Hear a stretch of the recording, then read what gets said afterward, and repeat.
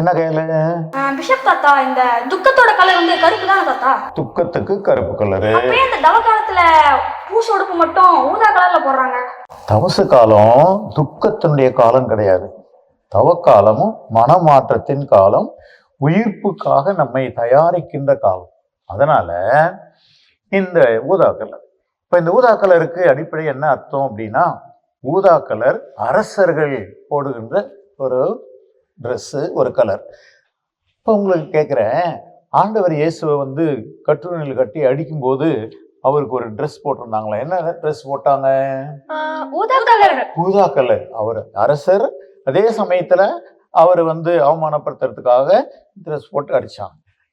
நாம இந்த தவசு காலத்துல இயேசுனுடைய பாடுகளை சிந்திக்கிறோம்.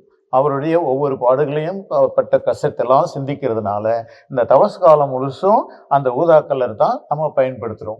இந்த முதல் ஞாயிறிலிருந்து உயிர்ப்பு ஞாயிறுக்கு முன்னால வரைக்கும் உயிர்ப்பு ஞாயிறு அன்னைக்கு கொண்டாட்டம், அதனால வெள்ளை கலர் வந்துடும்.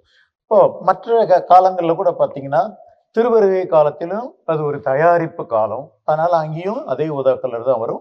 தவக்காலம் உயிர்ப்புக்கான தயாரிப்பு, அங்கேயும் ஊதா கலர் வரும். மற்ற காலத்தில் கொண்டாட்டங்கள் திருவிழாக்கள் வரும்போதெல்லாம் வெள்ளை கலர் வரும், கோல்டு கலர் வரும். ஆண்டின் பொதுக்காலம் அப்படின்னு வரும்போது பச்சை கலர் வரும். இப்படி நம்முடைய திருவழிபாட்டினுடைய கலர் ஒவ்வொன்றுக்குமே ஒரு அர்த்தம் உண்டு. அதனால ஒரு கலரை பார்த்தோம்னா என்னமோ கலர் இல்லாம இருந்த அதனுடைய அர்த்தத்தை புரிஞ்சு நம்ம திருப்பலியில பங்கேற்கணும். செய்வீங்களா? செய்வோம் தாத்தா.